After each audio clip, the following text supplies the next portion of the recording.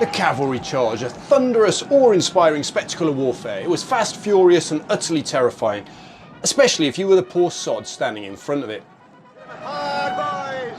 Ever seen a horse gallop towards you, felt the ground tremble at the racecourse or a polo match? Now imagine thousands of them coming straight at you, ridden by men fully intent on stabbing, slashing or trampling you into an early grave.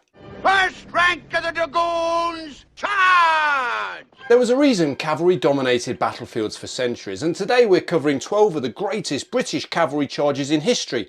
From the glorious to the reckless. Stick around to the end to hear which one is my personal favourite. Now before we begin, a few quick clarifications. Firstly, this is a list, it's my opinion. If you disagree, let me know in the comments. We're focusing on the charges themselves, not the full battles, otherwise we'd be here all week. And finally, only British Army charges. That means that from 1707 onwards, no colonial or imperial forces. Sorry Aussies, no Beersheba this time, but maybe in the future. Alright, let's charge straight in. Ready, men! Hold your line! Okay, 1709, War of Spanish Succession, the Battle of Malplaquet, or Malplaquet, I don't know. The clash of 30,000 horsemen. The earliest of our battles, the only one from Marlborough's campaigns to make the list. Now this isn't my area of expertise, but luckily my mate Dr. Chris Bryce has stepped in to help with today's script. I'll put a link to his books below. Now Marlborough, although often thought of as an infantry general, was a great user of his and allied cavalry during his campaigns. Malplaquet is a controversial battle, Marlborough's last major engagement, and one for which he received a lot of criticism, rightly or wrongly.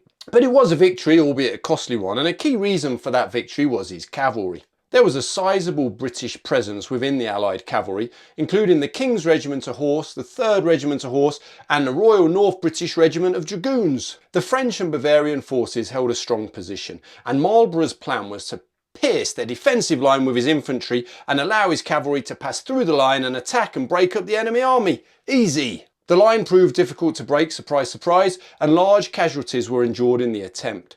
But when the line was finally broken, British cavalry poured through the French line, manoeuvring past their own infantry and, charged. They were met by about equal number of French cavalry, considered to be the finest in Europe. What followed is said to be one of the largest ever cavalry engagements in Europe, and certainly of the 18th century. Get this, approximately 30,000 Allied cavalry engaged with a slightly larger force of French/Bavarian horse. That's an incredible number, isn't it? I can barely imagine what so many horsemen looked like. The clash of cavalry was dramatic and brutal. Exactly why the British came out on top is hard to say. One theory has been that they simply charged, not stopping to fire as their French counterparts did. Thus they didn't lose momentum and charged at full force. Was that the reason? Nobody knows for sure. Probably the fact that the Allied cavalry were fresh and were able to utilise their reinforcements better. What we do know is that there was a long and bloody tussle between the opposing cavalry forces. Charges, melees, reforming, charging again until ultimately the French gave way. For sheer scale and absolute carnage, Malplaquet deserves a place on this list. Now, before we ride headlong into the next spectacular cavalry charge, a quick word about a different kind of weapon, knowledge, or more specifically, the book. No, not a book, the book. It's about 9 inches wide, a foot tall, and heavy enough to flatten a small hussar. This beast must clock in at about 3 kilos. It's basically a medieval shield made of paper, but inside, magic. It's called The Ultimate Guide to Rebuilding a Civilization, and it does what it says on the tin. Want to make penicillin from scratch? Build a trebuchet. Who doesn't? Learn which mushrooms are tasty and which ones will have you thinking you're Napoleon. It's all in here, and it's beautiful. The illustrations look like Leonardo da Vinci had a sketchbook fight with a medieval monk, and somehow they both won.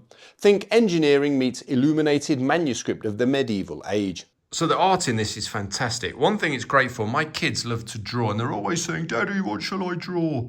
Now I just leave this out for them. Have a look, son. You can copy something out of the book.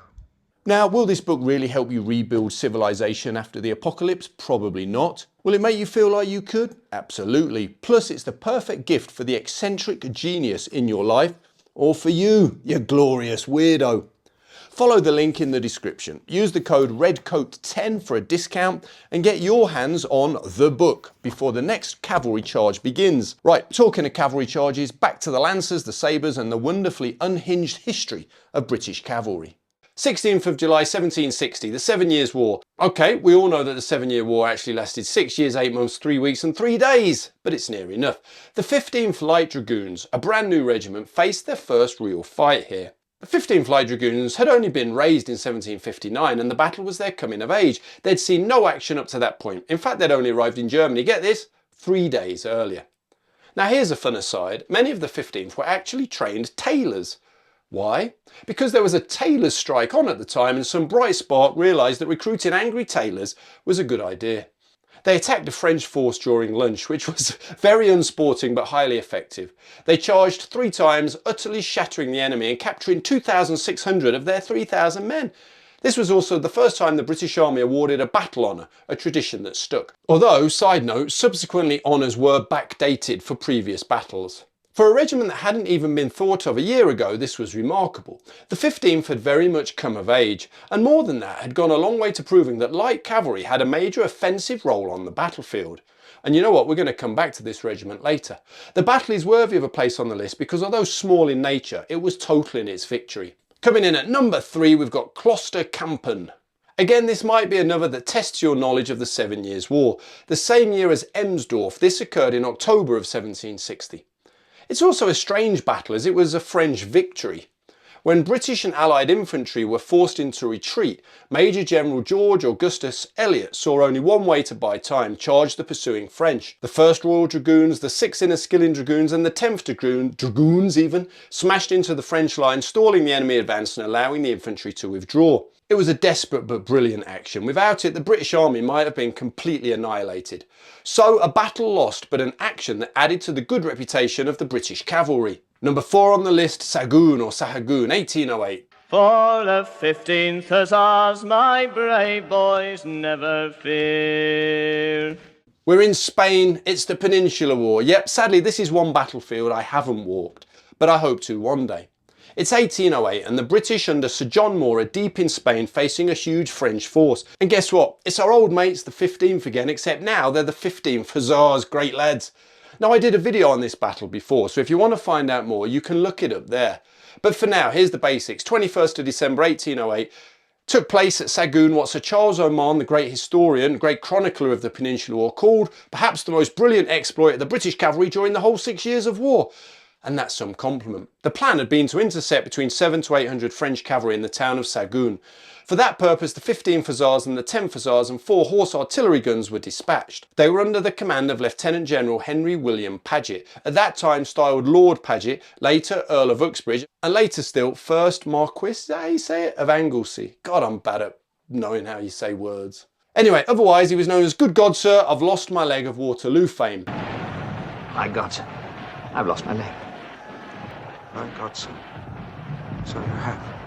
But at Sahagun or Sahagun, he displayed the courage and skill as a cavalry commander that made him one of the best. The idea had been to deploy a pincer movement with the 10th as one arm and the 15th as the other. But the 10th didn't turn up on time as they had the misfortune to be under the command of the incompetent and cowardly Black Jack Slade. He decided to give a long speech to his men instead of moving off to battle on time. Unperturbed though, the 15th charged alone. With cries of victory and Emsdorf, they charged the 2 units of French cavalry over frozen ground. After a charge of about 400 yards, they clashed with the French, who somewhat surprisingly met the charge at the halt, which meant all the momentum was with the British. The British smashed through the front line and into the 2nd unit French cavalry with devastating force. Barely 200 of the enemy escaped the field. The 15th had added another startling victory to their regimental history. Such had been the success and activity of the British cavalry during the days of the retreat to Corunna that even Napoleon himself had concluded that the British cavalry was twice its actual number. Testament indeed to their performance in the field. Now before we move on, there were at least 2 other incredible cavalry actions fought by the British in the Peninsula, and you'll be pleased to hear that I'll be walking the ground at both of them, that's Salamanca and Garcia Hernandez, soon, so watch this space. Those men on grey horses are terrifying. They are the noblest cavalry in Europe and the worst led. How can you leave out Waterloo? You can't. It's responsible for probably one of the most iconic images of British cavalry, the charge of the Scots Greys. Yes, we know officially they were the 2nd Dragoons (Royal North British) as depicted in Lady Elizabeth Butler's painting Scotland Forever. And if you know the 1970 film Waterloo, brilliant by the way, you'll know that they tried to recapture this in a slow motion charge. Let's have a look. They, along with the Union Brigade and the Household Cavalry, smashed into Napoleon's elite infantry. Over 2,000 prisoners were taken, 2 French Imperial Eagles were captured, including one by Charles Ewart, which gave rise to another famous painting, this time by Richard Ansdell. The problem, they went too far. It was a classic problem. Instead of stopping, they charged into fresh French cavalry and got mauled. As that great chronicler of British cavalry, the Marquis of Anglesey, recorded, wildly excited by their success, scattered parties of all the regiments, except perhaps the 1st Life Guards and the Blues, now rode up to and into the enemy's great battery, some even penetrating as far as the artillery wagons behind. But retribution for rashness was at hand. The 2nd Life Guards and the Royals soon found themselves heavily fired on by infantry and attacked by 2 regiments of cuirassiers, something like that, while the Scots Greys well to the east were badly cut up by a regiment of Jacquinot's Lancers. The charge can be seen as a mixed affair. It had saved the British line from being penetrated and perhaps saved the battle. Sergeant Ewart famously captured a French Imperial Eagle of the 45th Regiment of the Line, as we mentioned earlier, but the charge too far did cost the British heavily in men and horses. Still, one of the most iconic moments in British military history. Coming in at number 6, we've got Aliwal, 1846. We're heading to India now, the Punjab to be exact. The performance of British and East India Company cavalry during the Anglo-Sikh War was a bit of a mixed bag. Sometimes excellent, other times disappointing, and yes, it didn't help that the Commander-in-Chief had virtually no experience of commanding and using cavalry. Having been unable to deliver a knockout blow to the Sikhs, the Commander-in-Chief General Hugh Gough had been forced to await reinforcements and resupply. But it wasn't in his nature to sit idly by. He therefore dispatched a force under Major General Sir Harry Smith to intercept a body of the enemy threatening his supply lines. And so the Battle of Aliwal took place on the 28th of January 1846. Smith was lucky actually, as the Sikh commander inexplicably lined up for battle with the river behind him, going against one of the key principles of warfare. Never fight with water like the river or sea at your back. During the battle, the 16th Lancers were dispatched to charge the Sikh line. This they did with great determination. The lance is a weapon that is sometimes, its usefulness is debated, but it proved its worth on that day. The Sikhs, particularly the gunners, held the line firmly and fought with great tenacity, as one would expect from them. Such was the ferocity of the 16th attack, though, that they broke a couple of Sikh infantry squares in the process. No mean achievement at the best of times, but against what were incredible Sikh army regiments, it deserves particular credit. The Sikhs suffered casualties of over 2,000 men during the battle, the British around 600. Of that number, 151 were killed and 88 of them were from the 16th Lancers, so over half the total killed were from the Lancers. Harry Smith said the regiment fought like devils. Visiting the 16th after the battle, he's said to have departed with tears in his eyes with the words, "God bless you, my brave boys, I love you." Perhaps not the words one would normally expect from a general, but testament to the value that Smith clearly placed on their service that day. And it's worth noting that, as it says on the Royal Lancers website, of all the battle honours gained by the 16th Lancers, it was the Battle of Aliwal that they choose to commemorate each year. A regimental tradition deriving from this is that the lance pennons are starched and crimped 16 times. This commemorates the fact that after the battle they were so encrusted in blood that they stood upright and stiff. Today, Aliwal is still celebrated by the Royal Lancers when on parade they have 50% of their lance pennons crimped 16 times. Balaclava, 1854. A famous British battle with a very well-known cavalry charge, but our choice is perhaps not the one you know. We've left the infamous charge of the Light Brigade off this list because, having put that on a list of 5 worst British military defeats of the Victorian era, we didn't feel we could repeat it again. However, what often gets forgotten is that the battle saw another charge, less famous, but far more effective and worthy of praise.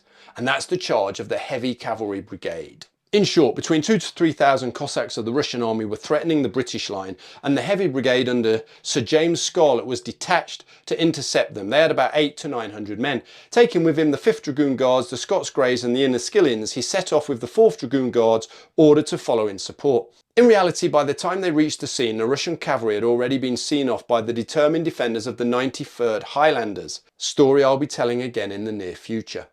Major General Scarlett had never seen action, but had wisely surrounded himself with officers who had, particularly in India. Neither cavalry force was aware of the other until they were within about 500 yards of each other, so there wasn't really time to get up to speed for the charge. But Scarlett, despite his inexperience, was decisive in action. With parade ground precision, he moved his men into position and attacked. Despite being outnumbered, the British heavy cavalry rocked the Russians, with Scarlett himself leading the way. Indeed, Scarlett was right at the centre of the action, as he and a small party of his men penetrated to the heart of the Russian units and were for a moment alone. Scarlett is said to have suffered 5 wounds, with his ADC Elliot receiving 14. The action was short, probably lasting about 8 minutes, but the Russians were decisively driven from the field. The heavy cavalry had suffered 92 casualties, only 9 of whom were killed. Russian numbers are not known, but were surely higher. In any event, the 2 Cossack units were driven from the field of battle, and Balaclava was now completely saved. In a gruelling battle famous for one particular calamity, the heavy cavalry had done brilliantly and deserved to be remembered for their achievement. Kilakazi 1879. This battle is probably not one you've heard of, but it's a fascinating one because of one cavalry unit was asked to take on the entire enemy alone. It's the 11th of December 1879 in Afghanistan during the Second Anglo-Afghan War. The British resident at Kabul is dead, and the Afghans have turned against the British in large numbers. Disaster threatens, and Major General Sir Frederick Roberts is trying to pull his forces together, and in the meantime delay the Afghan advance on Kabul. He has to make a terrible command choice. 10,000 Afghans are advancing, he needs to buy time. He therefore orders the 9th Lancers to advance and attack the enemy. Let's just unpack that. He's asking 170 men to attack 10,000 enemy soldiers, almost all of whom are armed with firearms.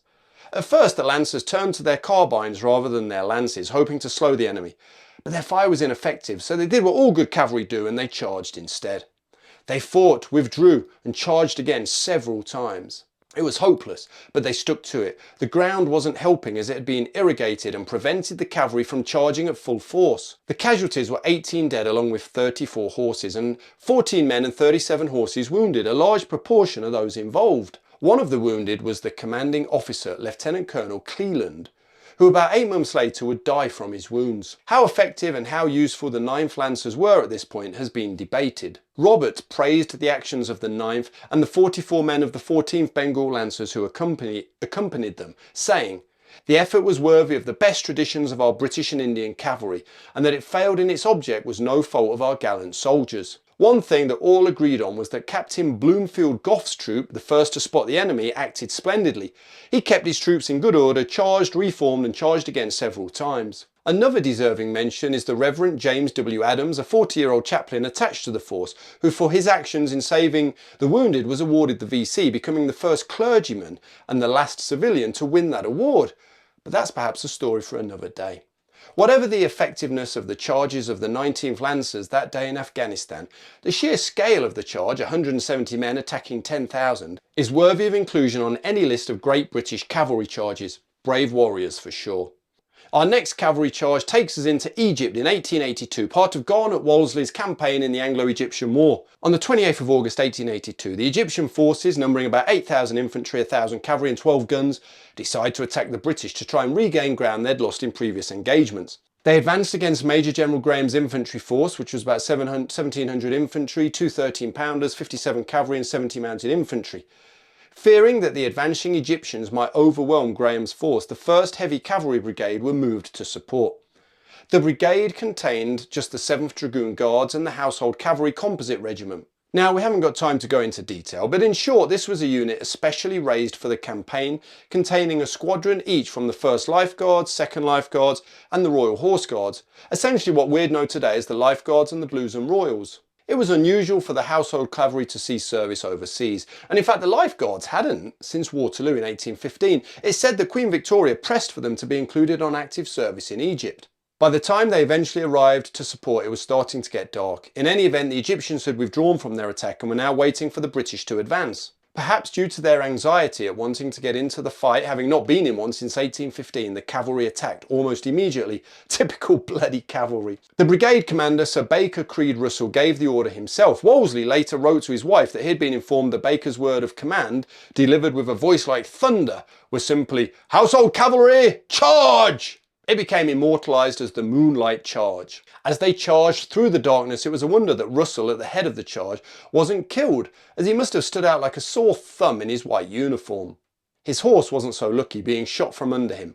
But it didn't stop Russell, who continued on foot, killing 2 or 3 of the enemy in single combat. Not sure that's what a brigadier general should be doing, but you've got to admire his balls. As to the charge itself, a good description was left by Captain Talbot of the 1st Life Guards. He said, "I can imagine no more splendid sight than this moonlight charge of our fine fellows on their black horses against the guns supported by the white line of infantry, whose fire was so brilliant in the night that it looked more like the lightning of some grand pyrotechnic display than anything else I can describe. Then the cheer we gave, then the few seconds of silence, and then the havoc and slaughter. The rout was complete, and it was only the want of being able to see that saved their guns. Whether the cavalry ever reached the guns is a controversial point. It's been argued that they did reach them, but in their enthusiasm charged past them in pursuit of the enemy, and in the darkness were not able to find them again to capture them. Others assert that they never actually reached the guns and were instead too busy pursuing the fleeing infantry. Who knows? The cavalry suffered casualties of 1 officer and 8 men killed, 3 officers and 22 wounded, along with 20 horses killed and 21 wounded. Egyptian casualties are unknown, but must have been in the hundreds. This was the last great charge of the household cavalry in action. Omdurman 1898. Stick with us guys, we're getting towards the end. The Battle of Omdurman was perhaps the last great set-piece battle of the Victorian British Army. The charge of the 21st Lancers late in the battle has remained a powerful image and a controversial one. Was it needed? Was it a waste of lives? Did it actually achieve anything? Well, perhaps that's a debate for another day. A few points worth remembering. The 21st only became a Lancer regiment in March 1897. Also, whilst in Egypt, they had exchanged their large troop horses for lighter Syrian stallions, and Kitchener, for his own reasons, had split them from 3 squadrons into 4, causing a bit of chaos. Added to this was the fact that for the first part of the battle, as the Mahdist forces had battered themselves against the Anglo-Egyptian artillery, machine gun and rifle fire, the Lancers had been largely spectators and were anxious to be involved. They were ordered by Kitchener to harass the enemy and tried to prevent them reaching the town of Omdurman. On seeing about 100 of the enemy on a ridge, Colonel Roland Hill Martin took the opportunity to attack them. What neither he nor his men could know was that the other side of the hill was approximately 2,500 Mahdist warriors who suddenly appeared, determined to kill the British. The charge was a great spectacle, but soon went awry when they cleared the ridge. The bravery of the 21st is not in doubt, and it's no surprise that Captain Kenner, Lieutenant de Montmorency and Private Thomas Byrne were awarded the Victoria Cross for this action. Famously, the young Lieutenant Winston Churchill was part of the charge, and he left a vivid even if hardly objective account. He said, "The British squadron struck the fierce brigade with one loud furious shout. The collision was prodigious. Nearly 30 Lancers, men and horses, and at least 200 Arabs were overthrown. The shock was stunning to both sides, and for perhaps 10 wonderful seconds no man heeded his enemy. Terrified horses wedged in the crowd, bruised and shaken men sprawling in heaps, struggled dazed and stupid to their feet, panted and looked about them. Several fallen Lancers had even time to remount. Meanwhile the impetus of the cavalry carried them on. As a rider tears through a bullfinch, the officers forced their way through the press, and as an iron rake might be drawn through a heap of shingle, so the regiment followed. They shattered the dervish array, and their pace reduced to a walk, scrambled out of the corps on the further side, leaving a score of troopers behind them, and dragging on with a charge more than 1,000 Arabs. Then, not till then, the killing began, and thereafter each man saw the world along his lance, under his guard, or through his backsight of his pistol, and each had his own strange tale to tell."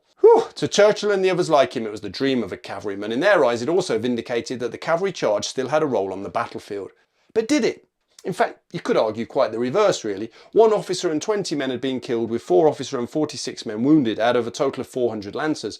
Also, 119 horses were lost. Total Mahdist casualties are not known. It's worth noting that total British casualties for the entire Battle of Omdurman were 47 killed and just under 500 wounded, so the Lancers killed in this charge amounted to about half of the total British fatalities. So in reality, did Omdurman actually demonstrate the importance of firepower rather than the cavalry? Whilst not the final cavalry charge, the end was near. Okay, it's 1899 and we're now in the early stages of the South Africa War, or the Second Anglo-Boer War. While this was a conflict that would rely heavily on horses, cavalry charges themselves were actually fairly rare. The Boers picked their defensive positions and defended them stoutly before mounting their horses and riding off when the need arose. The British had a basic tactic. The idea was, through artillery, rifle fire and old cold steel, to dislodge the Boers from their defensive positions. Once done, the cavalry would be unleashed to ride down the Boers and complete the rout. The theory was good, if a bit simplistic. It was based upon the belief that the British cavalry rode superior animals and could easily ride down the Boers on their ponies. Well, setting aside numerous British issues with horsemanship and husbandry, not to mention horse sickness, etc., it wasn't the daftest of ideas, but often it was hard to dislodge the Boers, and even when that was achieved, getting the British cavalry in a position and in condition to charge and pursue was often easier said than done. However, there was one notable occasion when the plan worked and the Boers suffered at the hands of a glorious British cavalry charge. That was at Elandslaagte on the 21st of October 1899. After an infantry fight, the Boers mounted their ponies and began to leave the field of battle. but were intercepted by 2 squadrons of cavalry from the 5th Dragoon Guards and the 5th Royal Irish Lancers. Major St John Gore was in command and had been given orders by Douglas Haig, wonder whatever happened to him, to pursue with vigour. In other words, charge. With C Squadron of the Dragoon Guards led by Captain Percy Derbyshire and C Squadron of the Lancers led by Captain Montague Rowland, the cavalry began the pursuit. The superior speed of the horses told, and soon they were overtaking the Boers and attacking them. Some of the Boers even jumped off their horses to fire, realising that fleeing was hopeless. The Lancers were particularly effective, and as a Boer prisoner later recorded, they were pushing us up on the spikes like bundles of hay. Indeed, the Lancers that were often of questionable worth proved extremely useful and were handled well by the cavalrymen. As one said, "We don't carry them for show." The Boers, masters of musketry, had no weapon to defend themselves at close quarters. It was a serious slaughter and perhaps could have been far worse but for the impending darkness. 180 Boers were taken prisoner, and although there's no record of how many were killed and wounded specifically by the cavalry charge, a reasonable estimate is 40 or 50. The 2 British squadrons lost 1 man killed and 2 wounded, impressive figures. Whilst it seemed a success and vindication of cavalry on the battlefield, it needs to be remembered that it was only possible because of the effectiveness of artillery and an earlier infantry assault. Just saying. Our final cavalry charge takes us into the First World War. Most of the cavalry found itself fighting dismounted from Mons onwards, and perhaps we should make an honourable mention of Captain Francis Grenfell's charge at Mons with the 9th Lancers on the 24th of August 1914, for which he was awarded the VC. But it seems fitting that we include what was the last clash of Lancer against Lancer. It occurred on the morning of the 7th of September 1914 on the second day of the Battle of the Marne. Lieutenant Colonel David Sorer Campbell, commanding the 9th Lancers, was leading a patrol of 30 Lancers when he heard rifle fire. Campbell was an extraordinarily larger-than-life figure, something of a swashbuckler. He was a first-rate horseman, polo player and champion jockey who had won the Grand National in 1896 on the horse the Sorer, hence his nickname. Campbell rode out alone and spotted roughly 100 Prussian Guard dragoons. The Germans opened fire on him and Campbell galloped back to his men. Not stopping to explain, he simply gave the order, "Follow me, gentlemen," and led his outnumbered men in a charge against the Prussian dragoons. You don't get more British than that. An account of the engagement was given by the American author Frederick Coleman, who was watching some distance away from the safety of his car. Quite surprised he managed to get that close in a car. He described the sight of the Germans advancing in almost mechanical order, whilst Campbell and his men were described as riding like mad at full tilt towards the enemy. That's exactly how it should be done. The Germans at the last minute lowered their lances, creating what Coleman called a disagreeable looking wall. That may be an understatement for sure. Campbell to the fore shot the enemy commander, but then was himself knocked off his horse. The furious fighting on horseback that followed must have seemed bizarre on a 20th century battlefield. It was a furious hand-to-hand combat. After 15 minutes, German superior numbers began to tell, and Major B.L. Brown, temporarily commanding the troops, ordered a withdrawal. The Germans made only a half-hearted pursuit, which they soon abandoned. That points to the fact that although the British had withdrawn, they had inflicted severe damage and casualties on the Germans. British casualties were 3 killed and 5 wounded. German casualties are unknown for sure, but believed to be as much as 20 or more. Doesn't sound unreasonable. In the aftermath, the ferocity of the battle became clear. Germans could be seen still impaled on lances, and one dead German could be seen pinned to his horse by a lance as the horse tried to shake him off. It's a horrible sight, isn't it? It's pretty gruesome stuff. Campbell remarkably survived and was discovered by a medical officer with a bullet in his leg, a lance wound on his shoulder, and a sword wound on his arm. Despite these injuries, Campbell, being the absolute stud that he was, said to the doctor, "I've just had the best quarter of an hour I've ever had in my life." I think he needs to meet some better women. But anyway, let's move on. In many ways, it was a fitting end to the British cavalry charge. It was magnificent, it was gruesome, it was terrifying, but in reality, probably rather pointless. The mastery of cavalry was fast disappearing, and in a couple of years would be replaced by the tank that would come to have a similar dominance on the battlefield, but one that never quite duplicated the majesty of the cavalry charge. Okay, so I know you want to hear which of these amazing charges I believe was the most impressive. That's incredibly difficult, but if you force me to choose, I'm going to have to say Aliwal. For a number of reasons. The enemy force were an elite, well-trained and professional one. The Lancers didn't just defeat them, but they managed to break a number of squares, usually almost impossible to do. The Sikh force was broken and fell back in disarray, losing all their guns. It was called an almost perfect battle at the time and helped to tip the war in Britain's favour. Comment with your own choice below and be sure to like, subscribe, join the members only channel for early access to videos and watch the film on screen now. I think you're going to like it.